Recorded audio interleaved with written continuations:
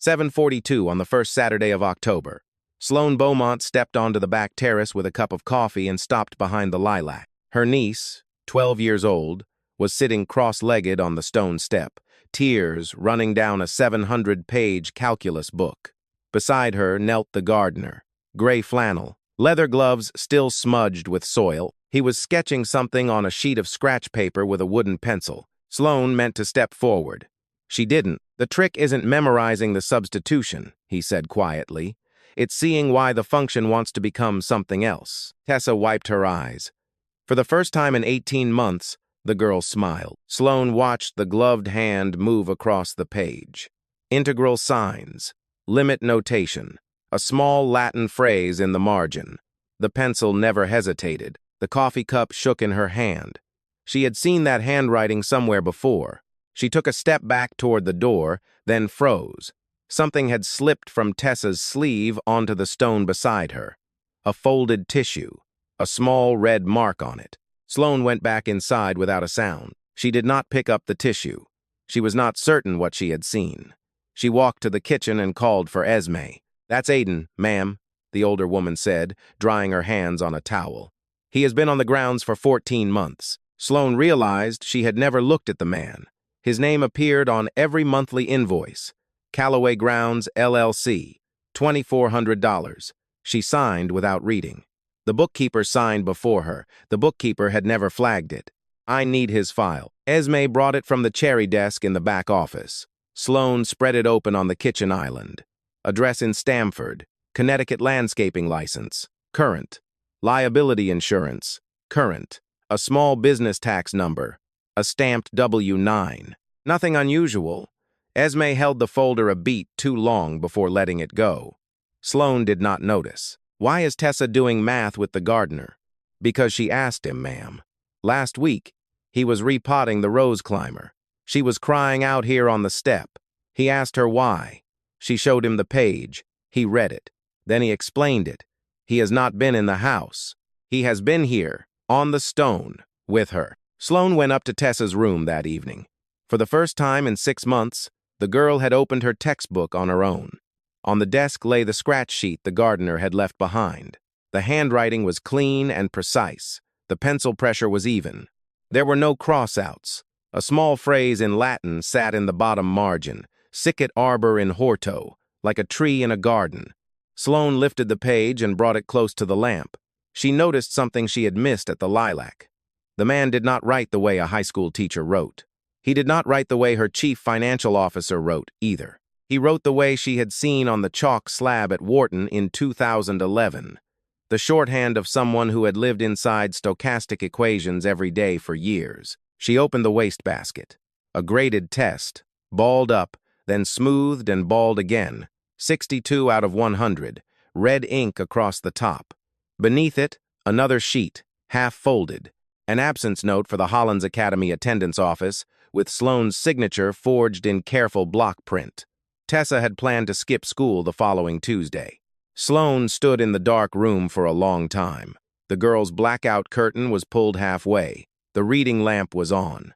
The bed had been made by Tessa, not by housekeeping. Sloane recognized the corner she pulled tight in the morning. It was the corner Camille had pulled tight in childhood. She went to her study and opened her laptop. She typed the name, Aiden Callaway. The first hit was an empty LinkedIn. The second was Callaway Grounds, LLC.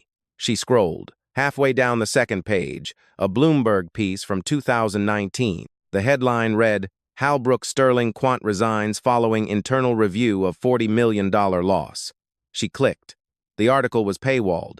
She could read the first paragraph. Aiden Callaway, Director of Quantitative Research at Halbrook Sterling, has resigned amid an internal investigation following a loss in early August. She knew Halbrook. Beaumont Vorland Capital had been a counterparty to Halbrook for 8 years. Her own fund still ran a piece of its risk framework. The architecture had been built by a team led by a man whose name she had never bothered to read. She typed another name, Marin Callaway. The first result was an obituary from the Princeton Eagle. She did not get to read it. Her phone rang. Esme, "Miss Beaumont, you should come down. Tessa is in the upstairs guest bath. The door is locked." She is not answering. Sloane ran. The lock was the old push-button kind. She had no key. The house was 12,000 square feet, and she did not know where the spare to a guest bath might be. Esme had already dialed 911. 8 minutes out. Aiden was still on the grounds. A wind had snapped a branch behind the koi pond, and he had stayed late to drag it. He heard Esme on the phone. He came in through the mudroom without asking. He looked at the door once, recognized the lock, and went down to the kitchen. He took a steel pin from Esme's notice board, came back up, and slid the pin into the small hole below the knob. The latch released. Tessa was on the floor with her back against the tub. Her sleeve was pushed up. 3 thin parallel lines on the inside of her forearm. New. A blunt pencil sharpener on the tile beside her. She was not crying. She looked up at Sloane and said, "I'm sorry." Aiden did not enter. He stood in the threshold with his back turned, giving the room to her. "Miss Beaumont," he said over his shoulder. "She isn't critical, but she needs a clinician tonight. Not the ER. A pediatric psychologist. I know one in New Haven." Sloane sat down beside her niece. For the first time in 18 months, she put her arms around the girl. Tessa stiffened for 3 seconds, then folded. Aiden walked into the hallway, called the dispatcher back, and canceled the engine. His voice was calm and procedural, the voice of someone who had handled a crisis room before. Sloane heard it and understood that this was not the voice of a man who cut hedges for a living. By 9 that night, Tessa was on the den couch under a light sedative. Dr. Yara Panessa from the Yale Child Study Center had come and gone. She had scheduled a Monday follow-up. At the door, she had taken Sloane aside. "She isn't trying to end her life. She's trying to feel something that isn't fear. But if we don't intervene, this escalates in 6 to 12 months. Sloane and Aiden sat at the kitchen island. Esme had retreated upstairs. Sloane laid the scratch sheet from that morning on the granite between them. "You're Aiden Calloway, from Halbrook Sterling." It was not a question. He did not deny it. He looked into his coffee. "I was. You designed the Halbrook Levinson Risk Framework. My fund still runs it." "I know," he said. He met her eyes. Beaumont Vorland was one of 6 clients who licensed the architecture in 2017. "I reviewed your firm's contract." The kitchen went quiet. The refrigerator hummed. Sloane realized that for 14 months she had walked past the man who had written the equations she trusted with $14 billion of other people's money. "Why did you leave?" "I didn't leave. I was forced out after my wife killed herself for a mistake she didn't make." He stopped there. He could not say more yet. Sloane studied him. "You've been on my grounds. For 14 months. That's a coincidence?" He held her gaze. "No." In the kitchen, Esme stood near the stove with a towel in her fist. She had heard the last exchange. On the shelf above her, a small frame held a photograph of Camille holding the newborn Tessa. Esme had set it there 2 years ago. Aiden had seen it on every trip to fill a water glass. He had never asked. He did not go home that night. He slept on the long bench in the upstairs hallway outside Tessa's door, his shoes still on, his back to the wall. Sloane did not ask him to. She did not protest either. At 4:30 in the morning, she found him reading on a tablet, a medical paper on adolescent self-injury, NSSI in the abstract, and beneath it a printout he had asked Esme to bring up from the study printer. She brought him a blanket. He took it without thanking her, the kind of silence shared by people who knew the moment was larger than manners. By 6, they were at the kitchen island again, the first real telling. He had hired Marin out of MIT in 2012. She had been 26. He had been 28, the youngest vice president on the quant desk. They were married 2 years later in a chapel in Princeton with 23 guests. Ren had come the spring after, in 2014. Marin had not wanted to wait long. In 2018, a new hedging model he had designed was misapplied by a junior trader on the volatility desk. The firm lost $40 million in a single afternoon. Halbrook needed a name to put on the loss. The name could not be Aiden's. He was the head of research. The fund could not afford the optics. Marin had signed the model as co-author. Aiden had let her be listed first because she needed the promotion.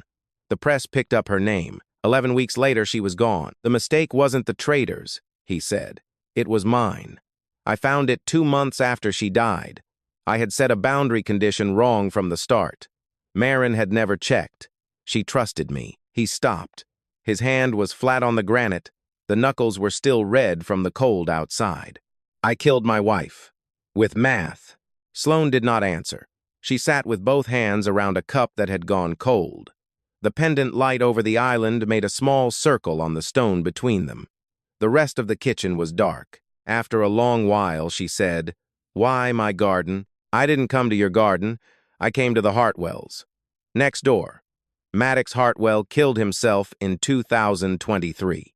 He was 16. I consulted, off the record, for the family's lawyer. They wanted to know whether the school's published performance metrics had been manipulated. I had the math background. I gave them an answer. I told them yes. They paid me in groceries for a month and asked me to take care of their boxwoods. They hired me for the grounds because they trusted me. Esme hired me later because she knew I had consulted on that case. Esme knew. For 14 months. Sloane stood up and walked into the hallway. Esme was already awake at the far end of it, in her robe, her hands folded. "I will explain," the older woman said. "But you have to listen to the end." Sloane nodded. Camille saw the Bloomberg piece on Marin Calloway in 2019, when it first ran. She remembered it, the last time she stayed in this house, in the spring before the Aspen flight. She pulled it up again on my tablet, not on her own. I think because she did not want Daniel to see. She said, "Esme, remember this name. This is what could happen to me if I am not careful." When Mr. Calloway's small landscaping outfit answered our request later that summer, I recognized him. I had kept the page. I did not hire him for his skill. I hired him because Camille had pointed me to his name like a warning, and I needed the warning to come back into the house in some form. Sloane could not speak. She walked back down the hall. The door to Tessa's room was open by an inch. The girl stood there in pajamas, the hem of her sleeve pulled all the way down to her wrist. Aunt Sloane. I remember the book. My mom had that book. Sloane stood very still. I mean Spivak. From her shelf. I took it out 2 years ago. I just wanted to hold it. A week passed. Tessa stayed home from Holland's for 3 days. Sloane wrote a family medical excuse on the school's secure portal. Dr. Yara Panessa came to the house twice. She asked for both adults at the 3rd session. Not because Aiden was family, but because, in her words, she responds to him in a way she does not respond to anyone else. I need to understand why before I can use it. Aiden canceled 3 clients to be there. He spoke to them on the phone in the voice of the man he had been before the garden. Clipped. Unapologetic. He gave no reasons. It was the first time in 4 years he had used that voice. He noticed it in his own throat afterward and was surprised by how easily it came back. The session ran 90 minutes in the den. Dr. Panessa sat across from Tessa in a wingback chair. Sloane and Aiden sat on the couch a careful 3 feet apart. Tessa spoke. She had not slept the night before.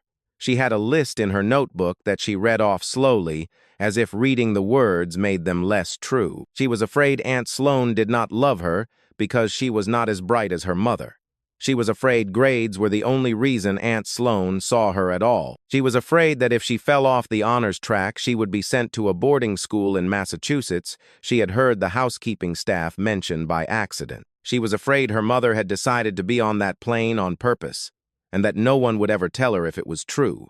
Sloane cried. The first time in 18 months. The sound came out before she could stop it, low and dry, and she put her hand over her mouth. Aiden did not look at her. He kept his eyes on the carpet to give her the room. After the session, they sat in the garden.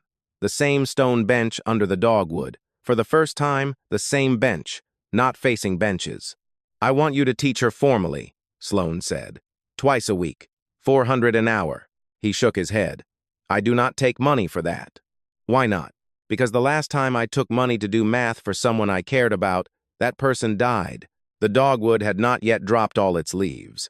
The wind moved one across the path between their feet. "Then I will double the gardening rate." "No, I do not need money. I have enough." "How much is enough?" "Enough that I never have to say yes to work I do not believe in again." She understood the shape of the answer. 8 figures, liquid. "What do I owe you then?" "Nothing. I am here because I am choosing to be." The first formal Wednesday came. Tessa, Aiden, and, at the far end of the long kitchen table, Sloane, with her laptop open. She glanced up every 4 or 5 minutes. She did not pretend to work. Aiden did not object. Tessa worked through an integration by substitution. She made a mistake on the first line, caught it herself, and started over. Aiden waited. When she finished, he asked, "Why did you choose that U?" "Because the book said so." Wrong. Because the structure makes sense if you look at it. The book is just where someone before you saw it first. Tessa laughed. It was a small sound, but it was a real one. Sloane closed the laptop. That night, an email landed in Sloane's inbox at 10:40. The sender was Dr. Bradford Whitcomb. Subject line: Mandatory Parent Meeting, Thursday at 4. Tessa Beaumont Academic and Behavioral Review. The body was 3 sentences.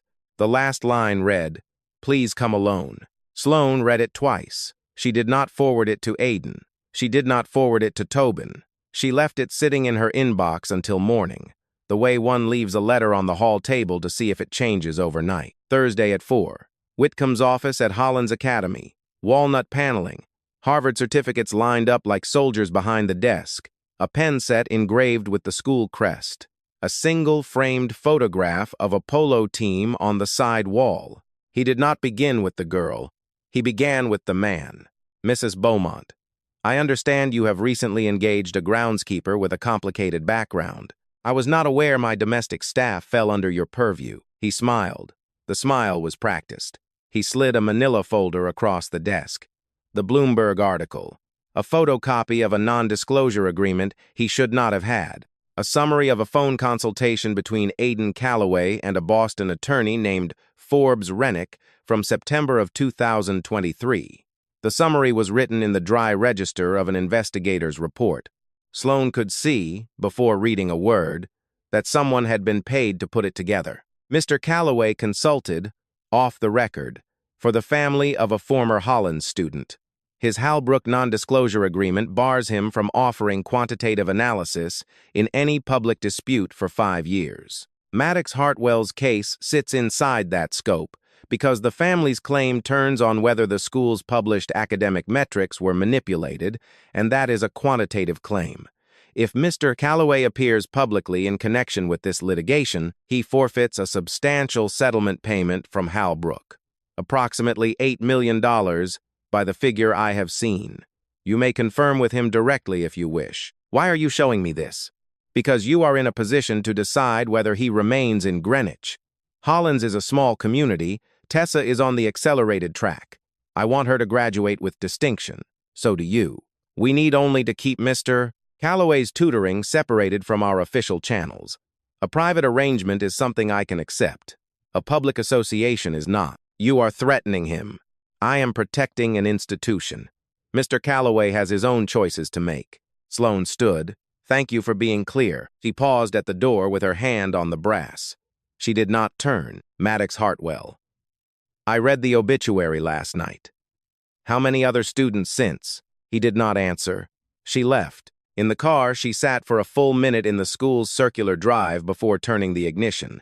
A line of Range Rovers and one black Suburban pulled past her in the opposite lane, parents on the school pickup loop.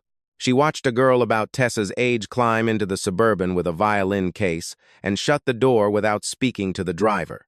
The driver did not turn his head. Sloane thought, for the first time in a long time, of her own childhood pickup line in the same circular drive 26 years before. She started the car.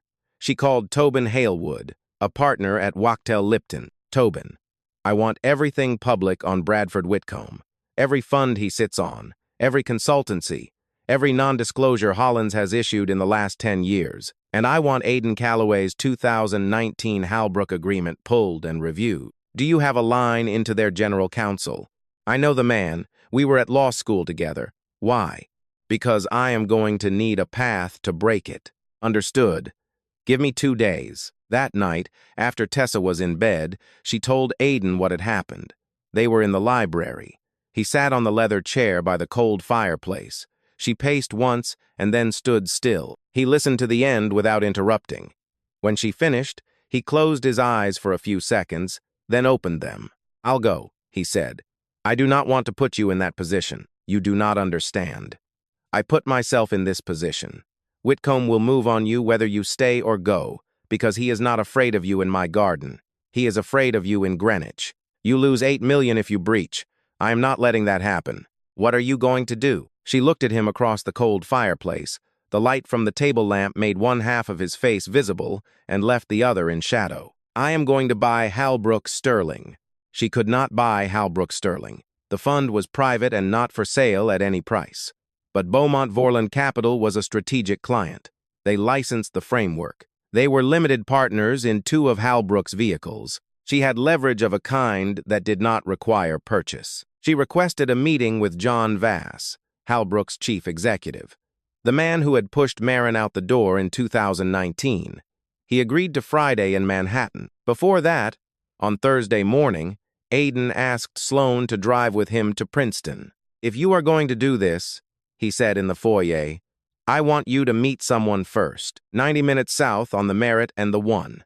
They did not talk much. Aiden drove her car. She watched his hands on the wheel. He held the wheel the way he held shears, with his thumbs hooked under and his fingers loose. When they pulled up to a small clapboard house near Lake Carnegie, an older woman opened the door before they reached the step. She held Aiden the way a mother holds a son. Long. Without speaking, she greeted Sloan afterward with the polite distance of a scholar greeting an executive who had come to her front door uninvited. Dr. Helene Levinson, Marin's mother, professor emerita of statistics at Princeton. She was 71. She made tea in a kettle that whistled. She set out 3 cups and watched Sloan over the rim of hers. Aiden called me last night. He told me what you intend to do. I want you to hear something before you do it. She rose, walked to a tall cabinet by the window, and took down a small leather notebook. Marin's personal journal. The years 2018 and 2019. The cover was scuffed. Marin knew, 2 weeks before she died. She had found the boundary condition error in Aiden's model. She wrote it down in this book. Helene set the notebook on the table and opened it to a marked page. The handwriting was small and disciplined. The letters slanted slightly to the right. A, error in V. 4.2 boundary at T approaching 0. Off by an order of magnitude under stress conditions. We'll tell him Monday after Ren's recital. Don't email. He'll panic. She never said it to him. She died on the Sunday. Aiden did not move. He had not known. His hands were on the table on either side of the cup. Helene pushed the book across the table toward Sloan. I have kept this for 6 years because Aiden asked me not to. He did not want to reopen the loss. He was raising Ren. He was barely upright. I am giving it to you now. You are the outsider. You will know when it is the right moment. Sloan took the book. Her hand shook on the leather. She looked at Aiden. I did not know she had found it, he said. The voice came from somewhere underneath the man at the kitchen island. For 6 years I thought I killed her. I did not kill her. Halbrook killed her, because she was the only person in the building who saw it before the loss happened. They needed her quiet. They got her quiet by making her the public face of the mistake. You did not kill her, Aiden, Helene said. You did not save her. That is a different thing. You raised her daughter. You did the only work that could not be undone. Aiden cried. The first time in 6 years. His shoulders did not move. The tears just came. Sloan did not touch him. She placed the notebook flat on the table between them and let it sit there. On the drive back, he was the one behind the wheel. She held the journal on her lap. She broke the silence at the merge near Stamford. I am not going to use this to buy Halbrook. I am going to use it to break your non-disclosure. When the agreement is gone, Whitcomb has nothing to hold over you. They will sue. Let them sue Beaumont Vorland instead of you. I have 70 attorneys. You have 1. He drove 10 more minutes without speaking. Sloan, I did not ask you to do this. You did not. That is why I am doing it. Saturday. Aiden brought Ren to Beaumont Manor for the first time. He could not leave her in Stamford while he and Sloan spent the weekend with lawyers. Ren was 11, thin, eyes like the woman in the obituary photograph. She stood in the foyer and looked at the house the way one looks at a museum. Dad, are you rich? I am, sweetheart. I never told you because I didn't want you to get used to it. She thought about that. Then she nodded. She and Tessa met. They were shy for 4 minutes, and then they were not. Wren had brought a sketchbook of birds.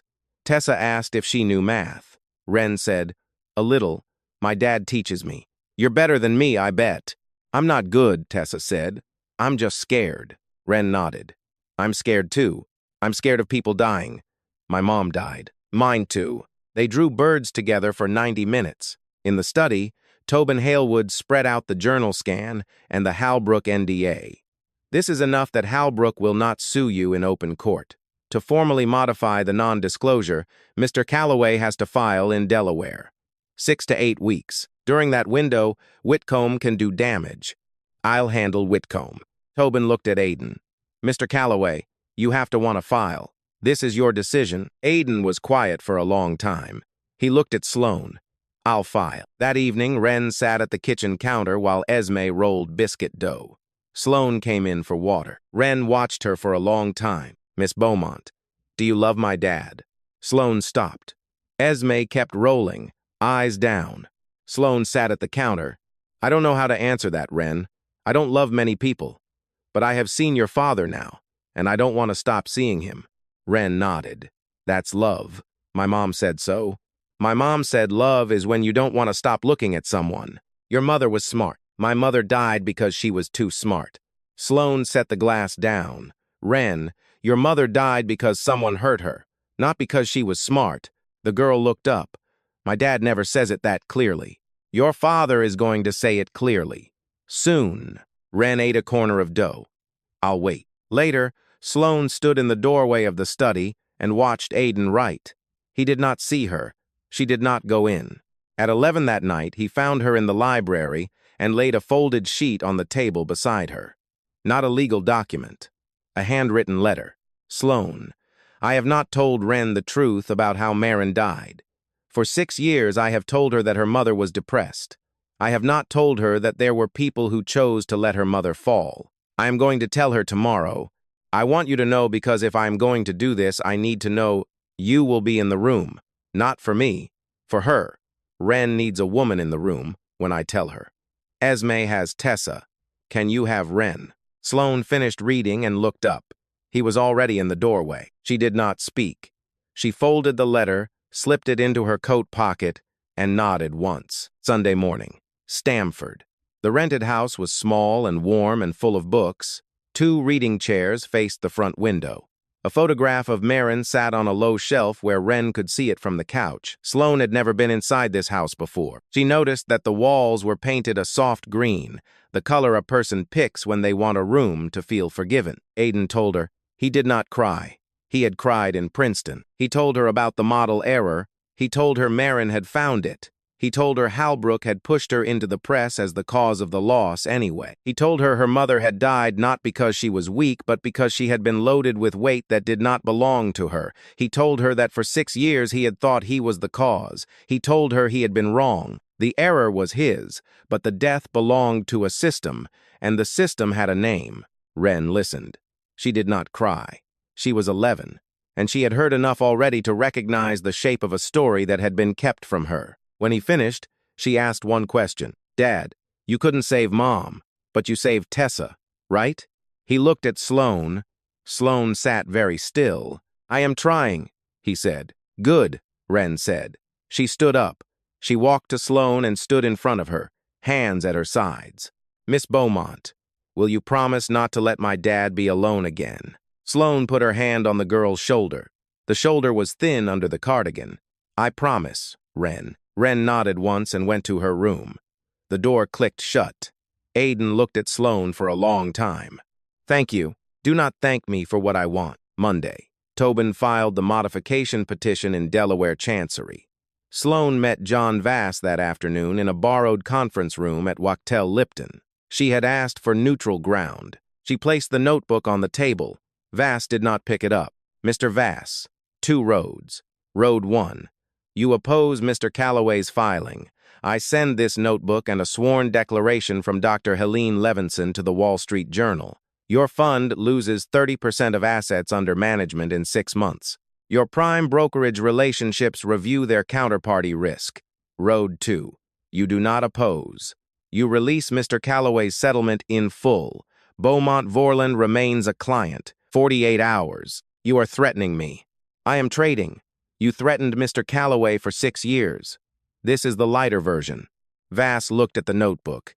He did not open it. 48 hours, he said. By Wednesday, Halbrook had filed no opposition.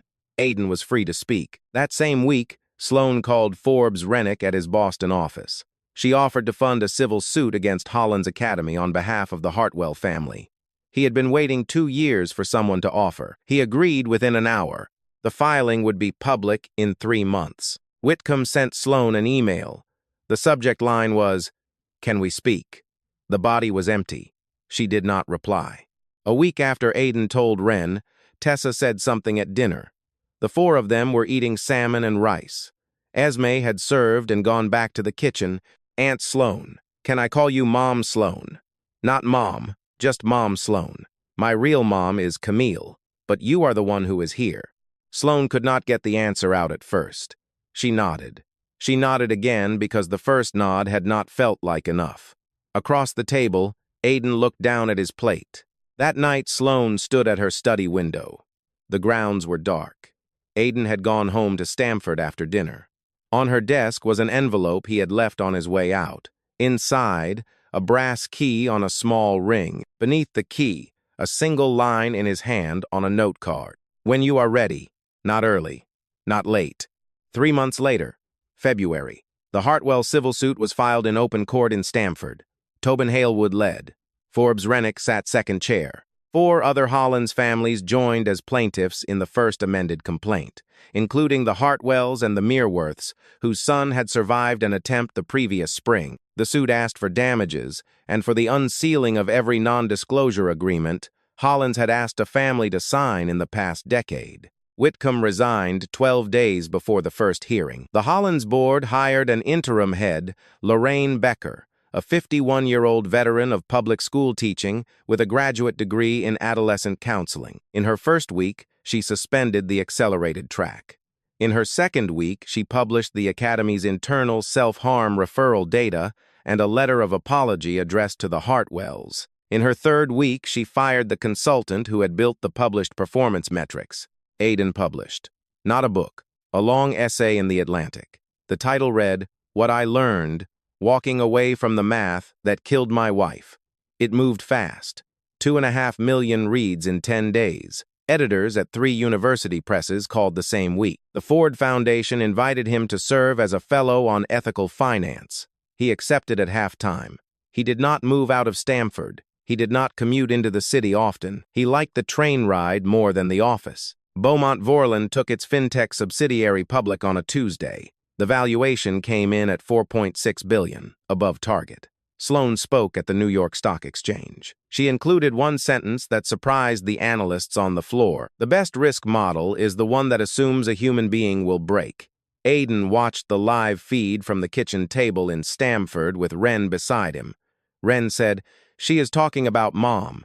He said, "Yes." Tessa finished 7th grade with a grade point average of 3.8. Not 4.0 because she had chosen drama as her elective instead of advanced pre-calculus.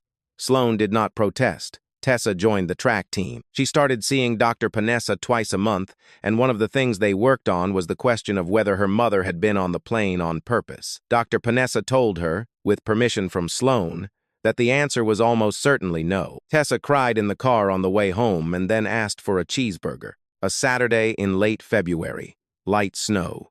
Aiden was in the garden. He had not given up the work. He still kept Beaumont Manor and 3 other clients. He liked the work. The cold did not bother him the way it once had. Sloan came out. Not coffee in her hand. A small mug of tea. She sat on the step below his. "Tobin sent the paperwork this morning. The Marin Calloway Memorial Fund for Adolescent Women in Mathematics. $20 million to start. Ford will match. Will you chair it?" "I will chair it." With Helene as co-chair, already asked. She said yes. The quiet sat between them. Snow fell on the yew hedges he had shaped for 3 seasons. "Sloan, Aiden, I was not going to say anything tonight. I know, but I have no reason to wait anymore." He held out his hand. The skin was red at the knuckles from the cold. She placed her hand into his. The cold of his hand surprised her. even though she had expected it. They did not kiss. They sat under the eaves with their hands joined and watched the garden go white. The back door opened behind them. Tessa and Wren stepped out, in slippers and oversized sweaters, having clearly been watching from the kitchen window. Finally, Wren announced. "Mom Sloan," Tessa said. Tessa owes Wren $5. Sloan and Aiden turned to look at them. Aiden looked at his daughter. "You two were betting on this." "6 weeks, Dad." "What were the terms?" "I said by Valentine's Day," Wren said. Tess said by Easter. "You came in early." Sloan laughed. The sound surprised her too. May. 14 months after the first Saturday morning. Aiden and Wren had moved into Beaumont Manor in early spring. There was no wedding yet. They had decided to wait until Tessa finished 8th grade because Tessa had asked for it that way. "I don't want my day and your day to run into each other," she had said. Sloan had agreed. Wren slept in the room next to Tessa's. The girls shared a study. The shelf above the desk held 3 things in a row: Marin's copy of Spivak, Wren's bird sketchbook, and a new shelf that Sloan had built. Every book Camille had ever read, in order, from her childhood library. Aiden wrote 2 days a week in the Manor Library. He gardened 3 days, 4 clients. He led an unpaid seminar at the Yale Child Study Center once a month on teaching mathematics to anxious children. Sloan still ran the fund. She had cut to 50 hours a week. She kept a private rule. She would not miss Wednesday or Saturday dinner. She kept the rule about 92% of the time. The remaining 8%, she considered something she still owed. Helene Levinson came up from Princeton once a month. She called Wren her dear one and Tessa her new student. On Sunday afternoons, she taught the girls statistics at the dining table. Wren said she was like a grandmother made of gold. Tessa said she was like a meeting that had finally come. Esme retired. Officially, she came back every Saturday to cook. The household paid her $1 a year. She smiled more in those months than she had in the previous 14. Whitcomb moved to Florida. Hollins kept Lorraine Becker. The rate of student therapy referrals went up, not because the school had gotten worse, but because the threshold for asking had finally been lowered. A Saturday in May, 7:42 in the morning, the same hour. Sloan stepped out onto the terrace. Aiden was already in the garden. He had slept in the house, but he was in the garden. He was clipping a dead cane on the rose climber. The same climber she had watched him repot 14 months ago, when she did not yet know his name. Tessa and Wren were on the stone step. Tessa was reading Pride and Prejudice. Wren was sketching a sparrow. Sloan sat down between them. Tessa leaned her head against one shoulder. Wren shifted to lean against the other. Aiden looked up. He saw them. He did not speak. He set down the shears, pulled off the gloves, walked to the step, and sat on the bottom stair, 2 below them. He did not need to be level with them. He had chosen the place. A sparrow landed on the freshly cut cane. The wind moved through the yew. Tessa asked, without looking up from her book, Mom Sloan, "The first time you saw Dad Aiden, did you know?" "Know what?" "That he would stay." Sloan considered it. "No, I just knew I didn't want him to go." Wren added, "That's love. My mom said so." "Your mother was right." Aiden turned his head and looked at the 3 of them. He did not speak. He nodded once. The quiet went on longer than expected. It was the quiet of 4 people who had finally stopped moving at the same time.